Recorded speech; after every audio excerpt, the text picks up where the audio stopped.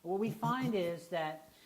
el que hem pogut veure és que, tot i que hi ha molts llibres, articles sobre aquest tema, això és el que s'acabarà llegint la gent. I llavors ens vam adonar que quan produïm coses d'aquesta mena són una porta d'entrada molt interessant per poder tractar aquests temes, perquè no llegirem els estudis, els meus articles, no llegireu els meus llibres, no. La gent necessita quelcom que sigui breu i que sigui pràctic, perquè es pugui començar a comprendre i sentir en què consisteix. Com a complement de tot plegat també tenim molts vídeos al nostre abast. Hi ha un en concret que es diu Edutopia, EDUTOPIA, edutopia.org.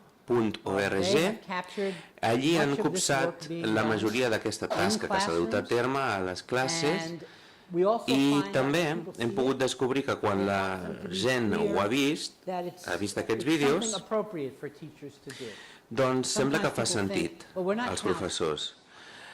Molta gent diu, no som assessors. El repte pel segle XXI és que tots i cadascú de nosaltres fent aquesta tasca meravellosa, doncs moltes vegades no afegeix competències al nen.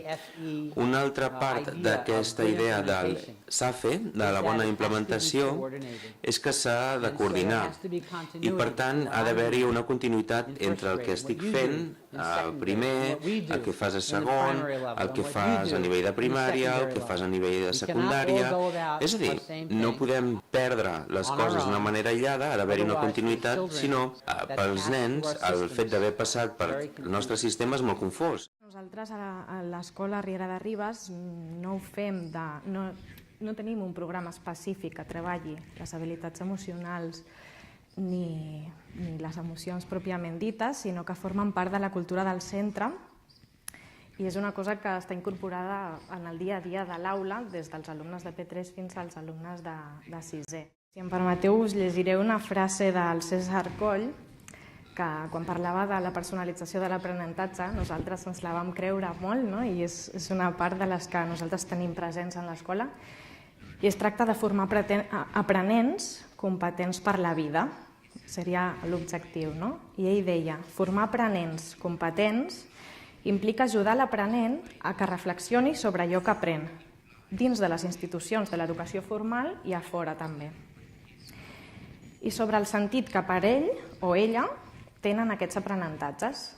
Aleshores es tractaria d'ajudar-lo a construir-se una representació de si mateix com algú amb la capacitat per aprendre, ajudar-lo a identificar les situacions en què pot desenvolupar amb major eficàcia aquesta capacitat i quan no les trobi al seu voltant, buscar-les o fins i tot crear-les.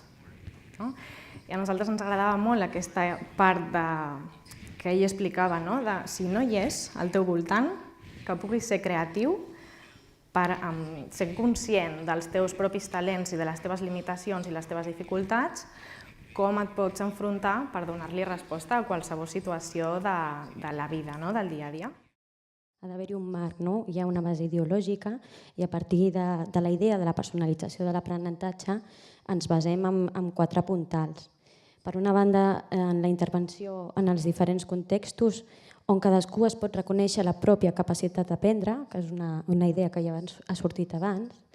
Després, la construcció de xarxes de relació, col·laboració i intercanvi entre el dins, però també entre el fora de l'escola, o sigui, incorporar tota la part educativa i que té efectes a nivell emocional dins de l'escola.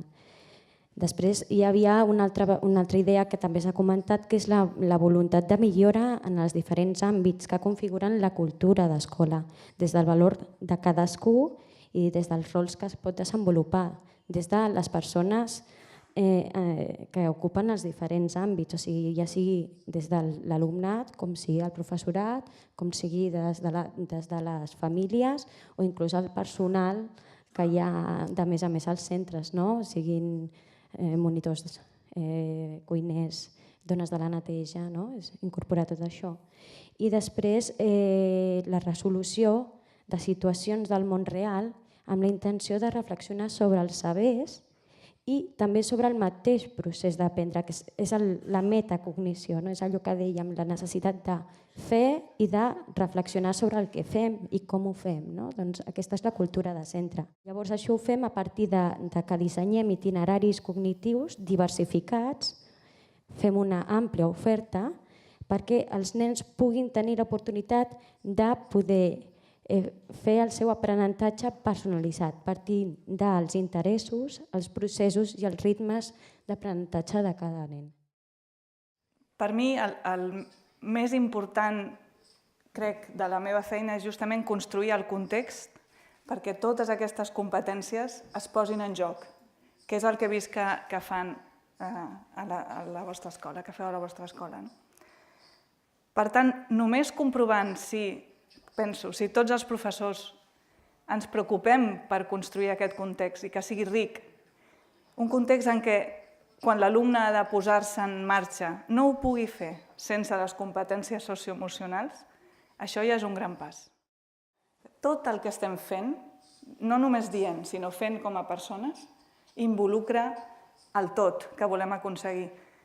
És a dir, que d'alguna manera, com a professors, som un model també de la nostra relació amb el coneixement, de la nostra relació amb les competències socioemocionals. Per exemple, jo no puc destriar entre jo, els altres o el món, o no puc triar entre sentir, pensar i actuar. Ho heu dit vosaltres, no? Sentir té a veure amb el propòsit, amb allò que vols aconseguir. Pensar té a veure amb els valors. I actuar amb els nostres actes. Jo crec que els professors tenim efecte sobre les dues primeres, sentir i pensar, no sobre els actes. Algunes vegades els professors volen actuar sobre els actes, volen fer veure a l'alumne com són els seus actes. Jo penso que és més productiu reforçar el propòsit i els valors, perquè si propòsit i valors estan connectats, els actes seran coherents amb això. És a dir, em sembla una forma de construir la persona més positiva, més amb la idea que ningú està acabat de construir mai i que és el procés el que ens interessa, no tant el resultat. L'indicador que més impacte té en educació són les altes expectatives. Per això lliga amb la primera idea, no renunciem a res. És a dir, que si realment fem veure a l'alumne tot el que esperem, ja hem guanyat. El professor Elliot Eisner va escriure un llibre que es titula Què ens ha d'ensenyar l'art sobre l'educació? Aquesta és una de les 10 coses i diu que petites diferències poden tenir grans efectes. Es refereix a que qualsevol canvi en una obra d'art afecta el conjunt. També traslladat a la nostra feina, doncs és una frase que també m'inspira, en el sentit de que l'art com a context és el meu espai de treball, i que qualsevol cosa, per petita que sigui, que succeeix en aquest context, afecta el tot. No pretenc fer un inventari de tot el que fa el departament, algunes coses fa, segurament moltes que s'haurien de fer encara no les fem, però sí que voldria posar un parell d'exemples i aleshores aportar algunes idees al debat, seguint el que ens va plantejar el moderador de la taula, de què ens funciona i què és el que no ens funciona. Els dos exemples que us volia posar, el primer és el de la xarxa de competències bàsiques, perquè és una experiència que té ja forces anys, des de principis del 2000 que funciona aquesta xarxa. Les característiques d'aquest programa, que jo crec que fa que funcionin, és que, com deia, és un treball entre iguals que parteix de la realitat dels centres, de les seves necessitats i de les seves experiències, que hi ha un feedback entre el que es fa als centres i el que es fa a la xarxa i que posen en el centre també de les necessitats i de les preocupacions l'aprenentatge dels alumnes.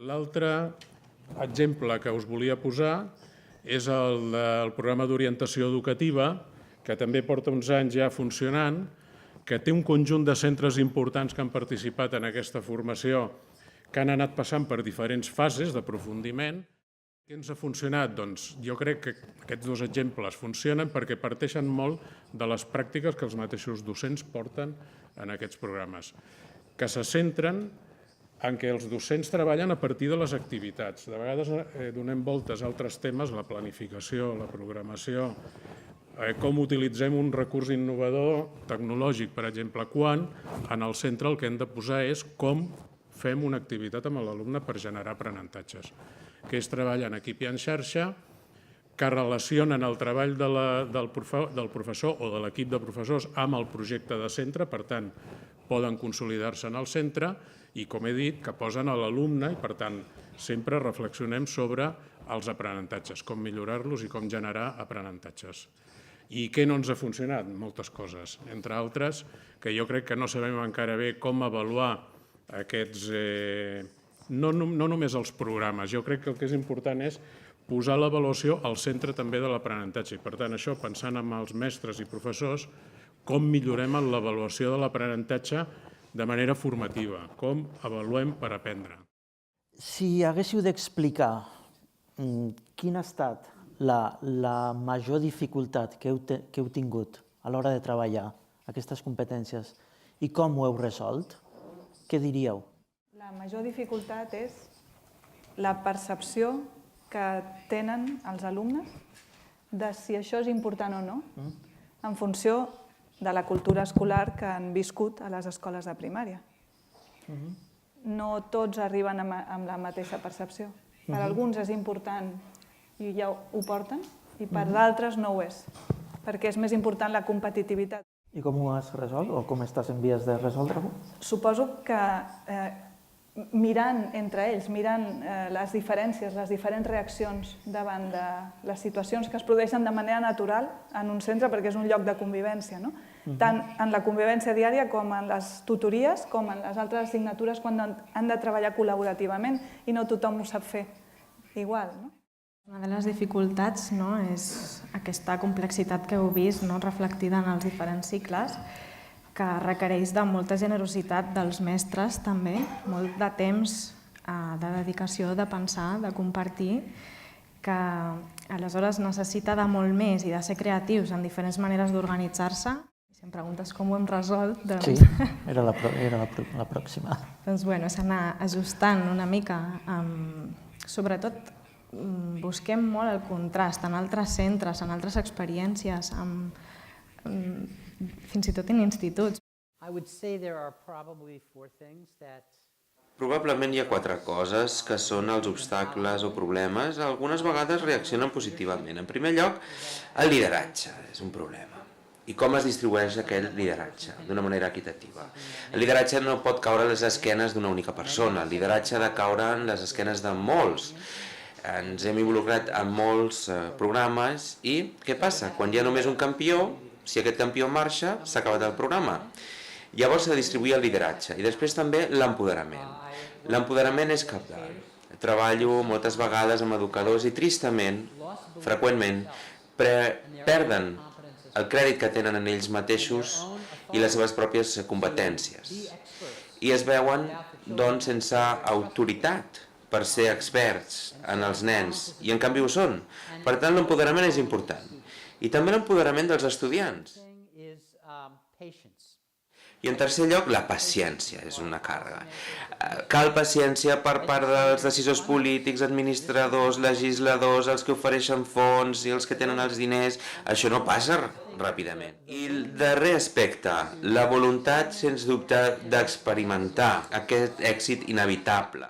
La principal dificultat que tenim és poder canviar aquest pes que té de vegades el currículum i, sobretot, centraré en el tema de l'avaluació perquè crec que és bastant paradigmàtic, com fem canviar la manera de veure l'avaluació.